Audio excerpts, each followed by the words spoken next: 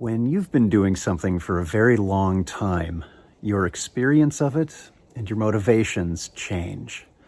Hi, my name is Ted Meissner. Welcome to Mindfulness Voyage. And today we're going to be exploring how the experience of a contemplative practice changes over time. Come on, let's get started. Our guests today are Julieta Galante. Julieta, welcome back. Good to see you again. Thank you, Ted. Thanks for inviting us. And Lillian Ward. Lillian, thank you so much for being here. Glad you could join us today. Oh, thank you for inviting me, Ted. It's great to be here.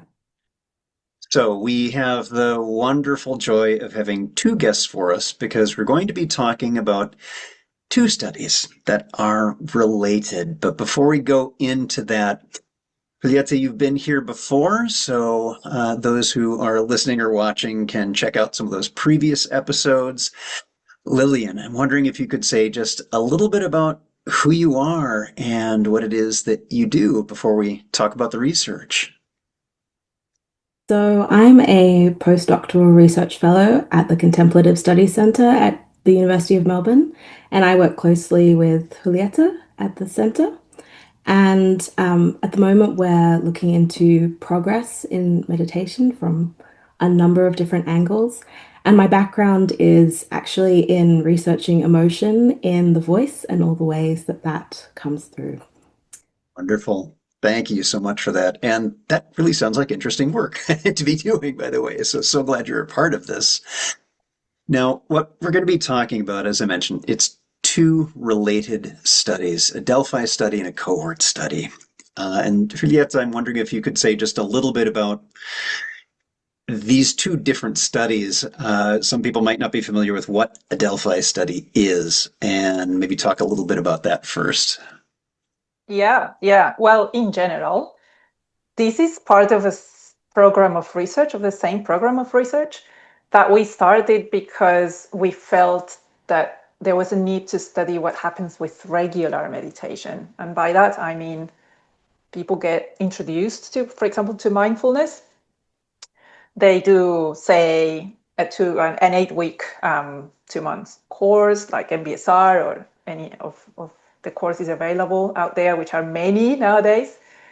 And then they stop attending regularly. In some places they have refresher sessions and some other offerings, but from the research point of view, some teachers as well, like I'm just going ahead of myself, but some teachers also say, we don't know what happens afterwards. From the research point of view, we really also don't know what happens afterwards.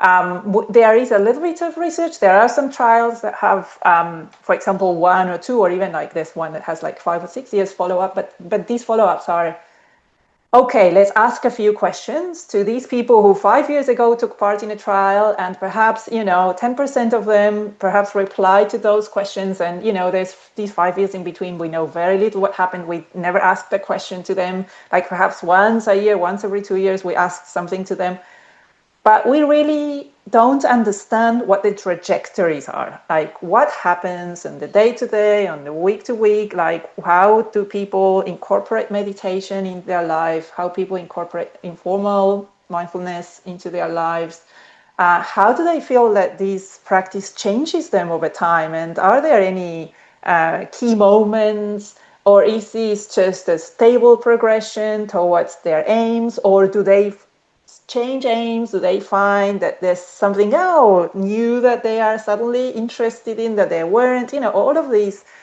you could say subtleties, but actually sometimes from practice, from when I hear what people say, they're far from subtle, and they're far from sort of details. They can be key things in their lives that happen in that period. And we really don't know. And the landscape at the moment is that mindfulness is becoming very mainstream. Of course, it has critics, and there's, different ways in which it's being taught, and it's being mixed in with, other things, and people keep using the word mindfulness, and we no longer know what they're teaching and things like that.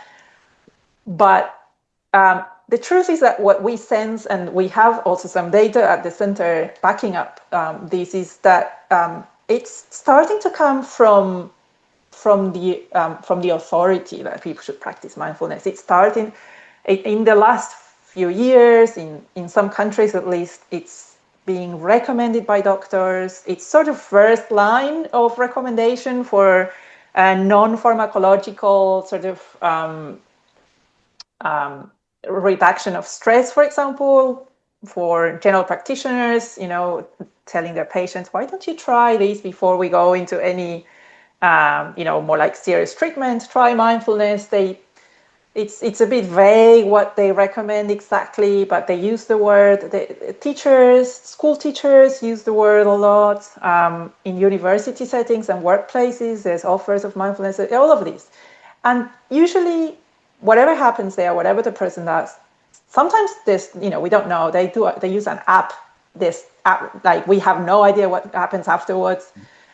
Or they go and they learn with someone a course somewhere, and they're told either by their teachers, their doctors, their mindfulness teachers, just keep practicing, this is a near daily practice, just keep doing it. And, it's like a physical exercise. We say all these things, but there's really nowhere near the amount of evidence and nowhere near the amount of knowledge that we have for physical exercise, how things progress over time, what happens to people. For physical exercise, I have this public health background, so I studied all of the sort of the research that has been accumulating for decades about physical exercise. There are huge cohort studies, by cohort study, I mean huge studies that track people's exercise patterns over time for years, millions of people. They ask very specific questions about what they do with their bodies over time. They link that up not just to mental health, but physical health. They even link that up with mortality registers, all-cause mortality, mortality from cancer, mortality from cardiovascular disease, health records. There's so much that can be done, that has been done for exercise, and other things like that, like healthy behaviors and that sort of thing, that we haven't done for mindfulness and meditation. So this is sort of the background to all of these. The dream is we should start doing something like this. And, probably I'm those people who think we should have started years ago because these things take a long time. But anyway, it's always a good moment, never too late. So yeah, we got this funding from philanthropists to start the Contemplative Study Center. And that gave us a little bit of leeway to plan something that is a little bit more like long-term and more like slow science, slow burning, which is usually very hard to fund because funders usually want quick results. I want a trial. I want to know if this works. I want to use it for patients. Okay, this is not quick results. This is starting slowly, but at least we're trying to make a start. It's a very ambitious program of research, but here we are. At least starting as well. And there's so many things to unpack with that. The idea around when you're doing a research around mindfulness is even understanding what is meant by mindfulness in this particular case, how it is different for different people. Is it the same kind of intervention that's being done, or are they drastically different? Are they the same intervention, but the teachers have different backgrounds and different approaches?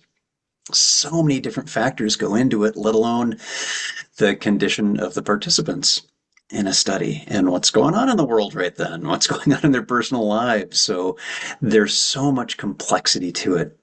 And starting slow and taking a close look at what some of these factors are can make a really big difference. Lillian, I want to shift over to you for a bit. Am I correct that you've been really fairly deeply involved with looking at the results and the data from the first study? Is that correct? Yes, that's right, Ted. So I've been very involved with the Delphi study that you mentioned before. And I think you asked before about what those kind of are. And so I might explain that a little bit first. So Delphi studies are this method of coming into a sort of low information or a low empirical information situation and trying to assess what is already known. And so they're used a lot in medical research for coming up with diagnostic criteria, but really they're developed for forecasting and just getting a pattern of agreement in a body of experts or in a field.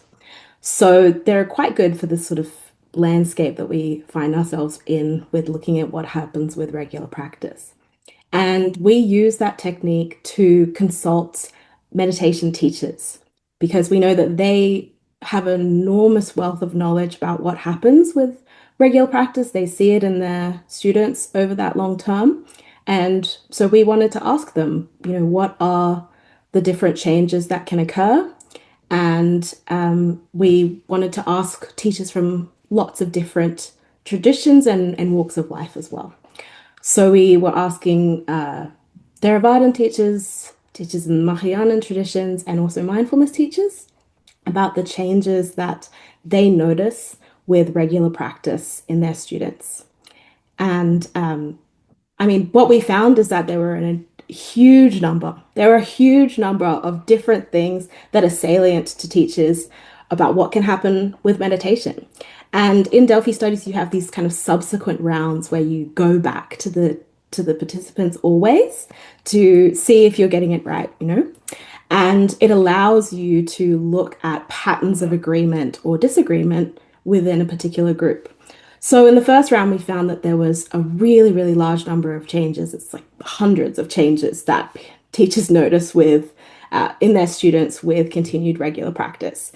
And then in the second round, we also found that there was quite a lot of agreement over those. So moving down a little bit, around about 100 that were meaningful across all of our teachers as meaningful indicators that students are either progressing well or progressing not so well.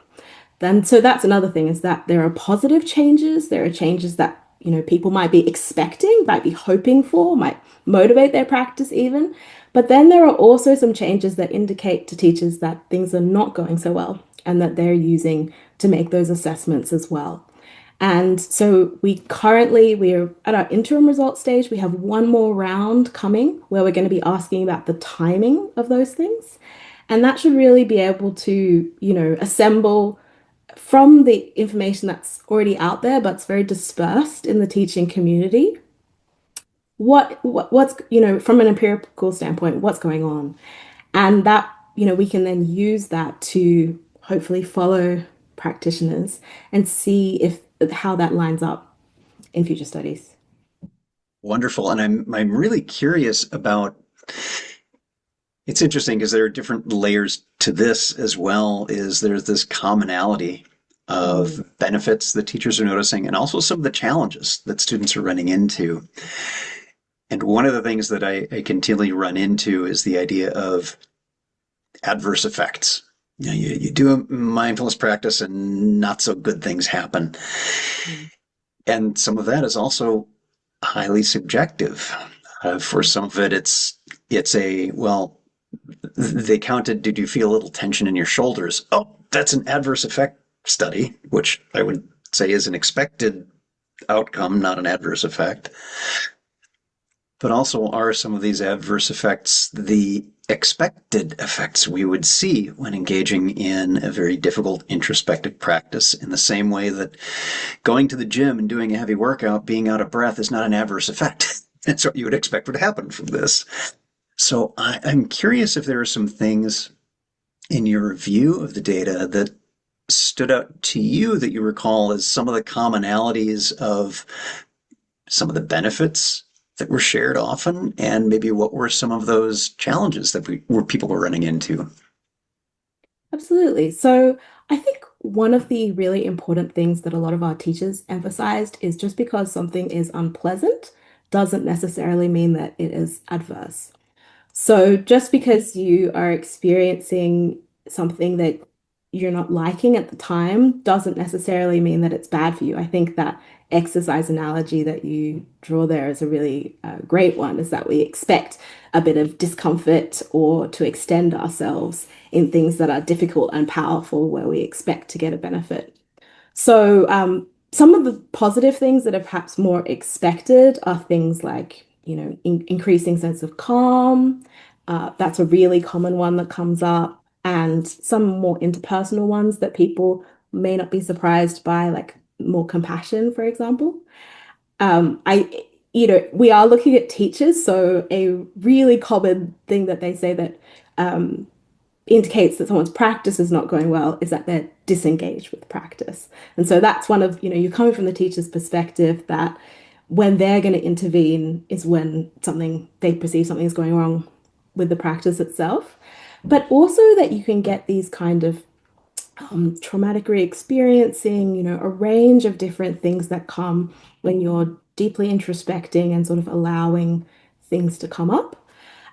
But teachers did emphasize that you can process those in a positive way potentially, or sometimes not, but that if you are able to sort of encounter challenges and process them in a positive way, that can really be a source of personal growth.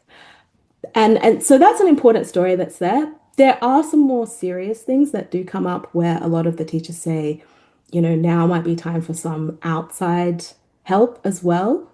So if you're getting, you know, depressive symptoms, that kind of thing.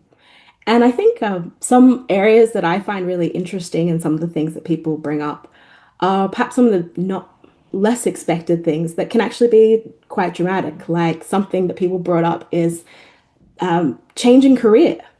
That's something that meditation teachers notice is people changing career. And I think as a practitioner coming in at the beginning, you might not necessarily be expecting that, oh, I'm going to take up meditation and that will lead to a career change in a few years. But that it's something that teachers notice happening enough that it's really salient in the data coming through.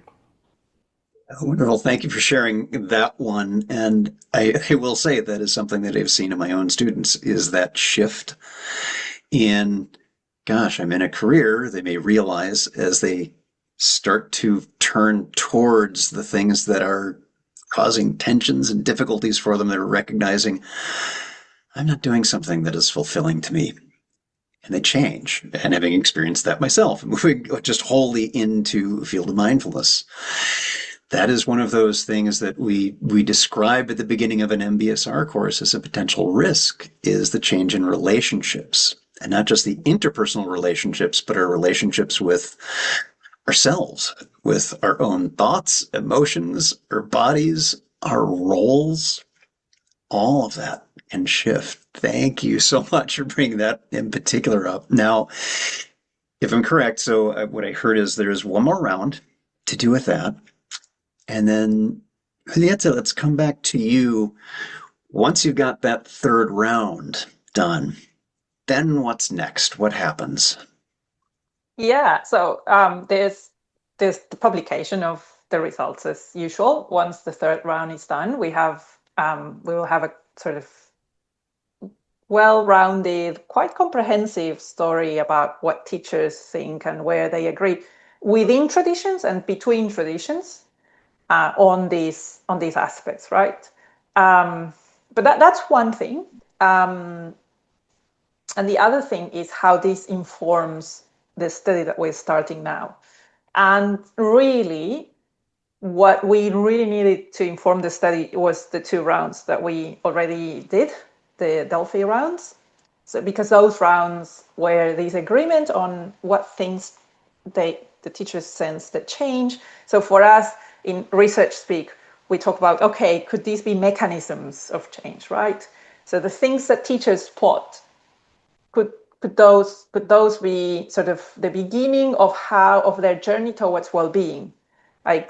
Because when things go well in our heads, we need to turn all of these things into research speak so that we can measure.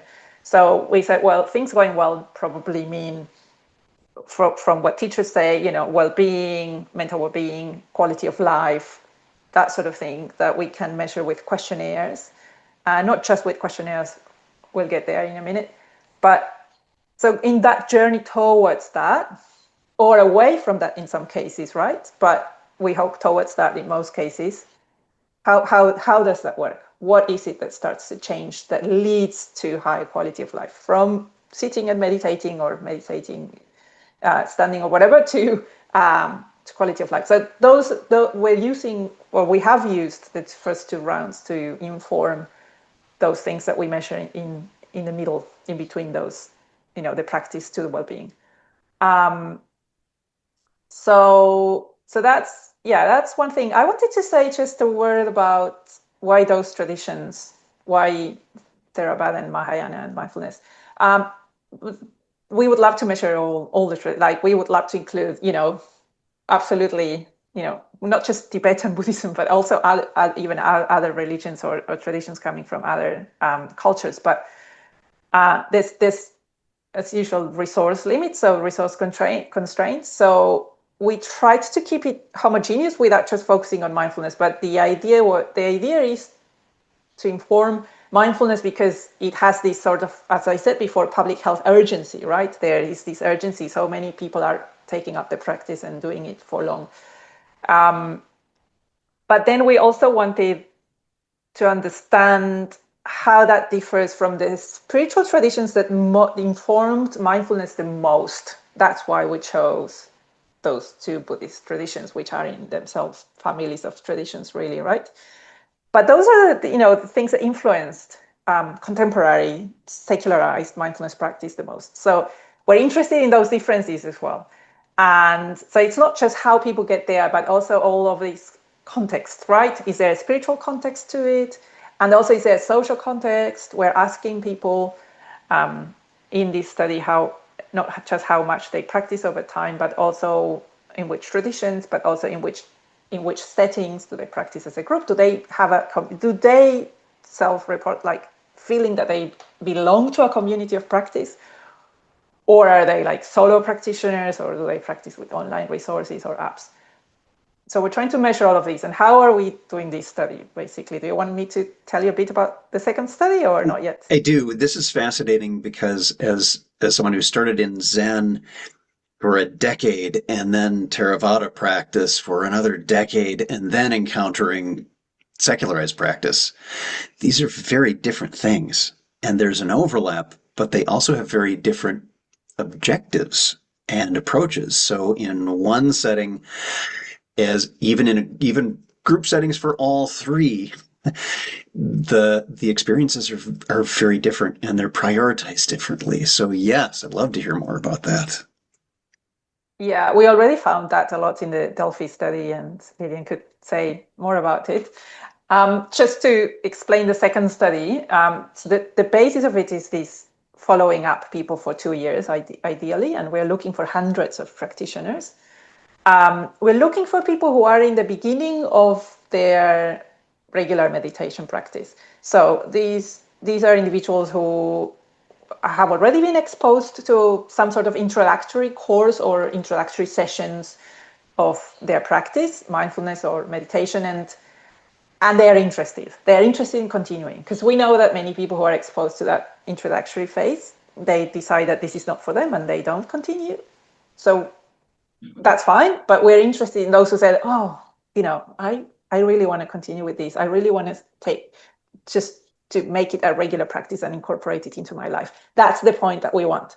So we defined these, we always have to put limits to things. We define these as people who are between 1 and 4 months into their regular practice. So they started a month ago or up to 4 months ago to have a regular practice, which we have an advisory group of very senior teachers. So we asked them, what's regular practice? How can we define this? And they said 40 minutes a week, more or less, as like the minimum thing that you would say it's a regular practice, which is really low, right? 40 minutes a week. I mean, some people sit for 40 minutes a day. That's what, for example, in MBSR you're asked to do, right? So it's a low bar, but we're trying to be inclusive. And how do we follow people up? Well, we ask these questionnaires, like half an hour answering questions about yourself, your past practice, your current practice, and expectations and things like that. But then what we have is we ask people to install an app which is called Fabla, and we're collaborating with Emory University for this, the Anaka plan mainly. And what that app is doing is just asking people to record, like as if it was a WhatsApp message, voice message, right? To record a voice message, which is we call a voice diary. It's just talk about your week, talk about your practice this week.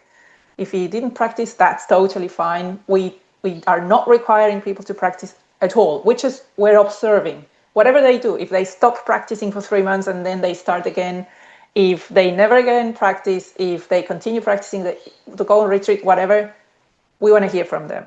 And so we ask them to record this voice diary. So that's a lot of what we call qualitative information. That's people talking about their life, what's salient to them, what was salient that week.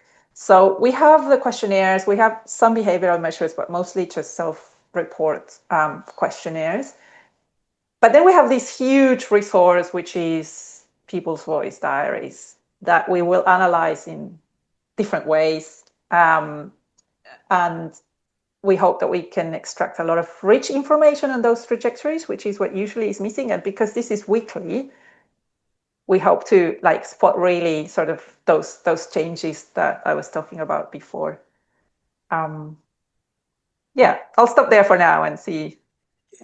That's what a wonderful explanation of this. And for those who are watching or listening to this right now, links provided, you'll be able to go in as of this recording.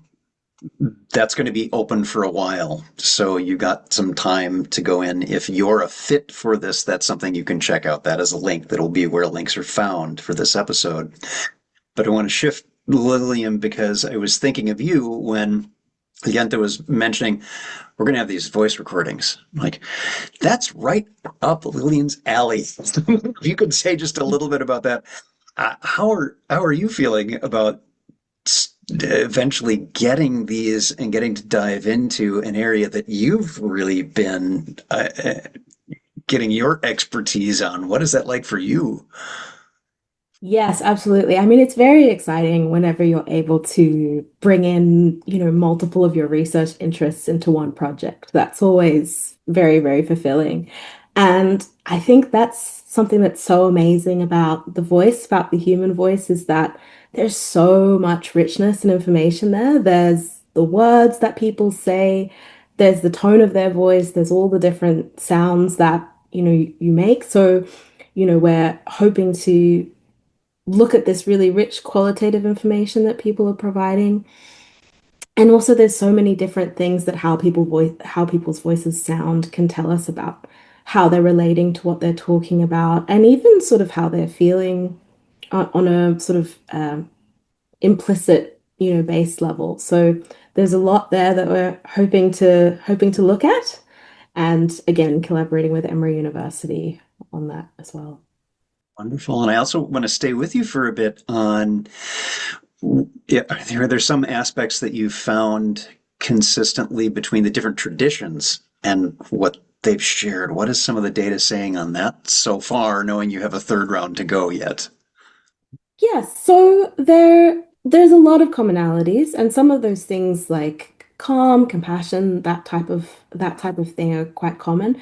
But the real difference that we looked at, there were sort of two main differences that really came out as very salient. And the first was that the Mahayana teachers on some things had very different ways of relating the changes that they see to the Theravada and secular mindfulness teachers. And a lot of that was around phenomenological experiences, so things like energetic experiences, that sort of thing. And in that first round, a lot of it was by survey responses, but some of it was by interview. And it was really interesting talking with some of them Zen teachers about the ways that they talk to their students and what they kind of talk about. And I think that's one of those sources of the difference, is that the changes are about what they notice. They're about what they notice. And so the context of them interacting with the students and what they're focusing on is a really big shaper of what they're going to see. And so it'll be so fascinating looking at that also from the practitioner side of things in this new study, because, it may be that those things are not happening for the people practicing Zen traditions, or it may be that they're happening, but they're not, relevant in their teaching context. So, that might be why they're not showing up. But the other real source of variation was the teaching history. So we also asked people how long they'd been teaching. So we had a minimum of 3 years, but we had some teachers who'd been teaching for 43 years. And so there are some things that makes sense to me intuitively that there is a difference because if things happen later in teaching time, some of the teachers just haven't had time to see those come up, right? So that was also a really big difference as well. Yeah. And it's so interesting as you're saying that there are differences within just one of those contexts in secular mindfulness training is where participant outcomes are more influenced by the continuing education of the teacher rather than in the number of years they've been teaching. So the interrelatedness of all of these different things, and especially, Julieta, as you were saying, of the mechanisms of these, it's not just a straight one-to-one comparison. There are all these different steps. They're part of that. And then, Lillian, as you were sharing the different ways in which the teachers are coming to understand what their students' experiences are, Zen tradition handles that in a very different way, a very formal way than compared to a Theravada practice that doesn't have a regular, we sit and we have dokusan, and you have those as a regular part of it. It's a very different thing, and I imagine that's got some influence on there too. So, you've both been very generous with your time. What I would like to ask is just one final question for each of you is what are the things you're most excited about with this particular research? What are the things that really makes you go, oh, I love doing this work and I'm really curious about this part? What is that part? Lillian, maybe we could start with you on that one. Sorry, starting with me. Yeah. Yes. Yes. Okay, so I had done a little bit of meditation practice actually when I was a child before coming into this area of research, but I came into it a little bit, sort of naive in many ways, um, which I think is a really nice contrast to working with some more experienced people and sort of teaming up to have those different perspectives. And one of the things that I'm just so excited about is really being able to inform people who might be coming to meditation practice a bit naive what they can expect, what might happen. Because I think a lot of people do think of it as being a relatively mild thing before they've done any practice, whether on they think it's probably like similar to going for a walk, that it's probably good for them, but not all that much is going to happen. And, talking to the teachers, looking at the research, that's really not the case for a lot of people. And I think that, in sort of the general, these, as Julieta was saying, these doctors that are recommending it, school teachers that are recommending it, a lot of the people recommending it are also in that position where they really don't know what's possible. And I think it's very exciting to me to, get those expectations matching a little more, but just also to introduce people to some of the things that are possible with these practices. I think it's really mind expanding, if you like. Yeah. Thank you. And beautifully said. Yeah. Julieta, how about for you? What are the things that with this particular set of research really excites you? What are you most curious about with it? Yeah. So, well, the voice diary aspect is really exciting for me. I feel that we have a wonderful team for that. And I can't tell you how happy I am that actually Lillian came with this naive mindset and all of this set of expertise for voice analysis. So it's amazing, and teaming up with Emory for that. And also just that it's the right time in the sense that we are having such an exponential rise in analytic capabilities for this sort of data that it's just, it's perfect, because it would have been really hard to analyze something like this, like just 10 years ago, but just even 5 years ago.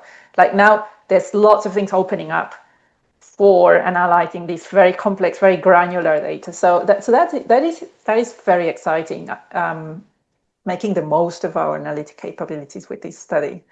As you know, analytic capabilities is in general in research. But then the other thing that excites me as a researcher is, as I said, we're getting started with this cohort study, and for now, it's a big study, but it's relatively small in the ecosystem of research studies in general. But this has a lot of potential. So for now, we're saying, okay, we're going to recruit about 600 regular meditators in their initial stages, and we're going to follow them up for hopefully 2 years. But there's no reason why that has to stop. So I'm really, and once you show that you started a study, perhaps we can, convince funders that this is important and continue to enrich these. And so we can continue to follow people up for longer. We can recruit more meditators, more traditions. We could do sub-studies within the study, right? So to measure more things, go deeper. Some people, there's so much that we could do. And the whole point of this is to make it a resource. So the whole point of this is we're going to open the data as much as we can. We're going to make it public without, as long as it's anonymized, you kind of identify who is, of course, the voice diaries, have a lot of identifiable data. So we have to be careful with that. But we will try to make as much as we can public of this data so that other researchers in meditation research can benefit from it. And also, we would like to invite other researchers to collaborate, to plan more around all of these. So yeah, that's very exciting for me. Yeah, thank you. And this is such a word you use there, collaborate. I'm seeing that more and more, and it's something that I've been really hoping to see for many years now is increased collaboration, especially around the research and how we come together for this. And it's also really interesting, this particular set of studies approaching the idea of longitudinal studies a little differently. Yes, it's going to be longitudinal and that you'll go for a couple of years and maybe longer, hopefully longer, but also taking a look at the longitudinal experience. Even if it was just a one point in time thing that you're doing, it's looking at the course of lifetime practice for many people. And that's a huge contribution to this field. So thank you both very much. For those of you who are watching or listening, again, we're going to have some important links for you where links are found wherever you're consuming this or watching this or listening to it. Be sure to check those out because there is recruitment going on now for that second study as of this recording.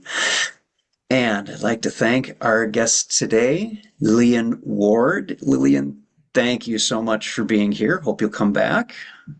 Thank you, Ted.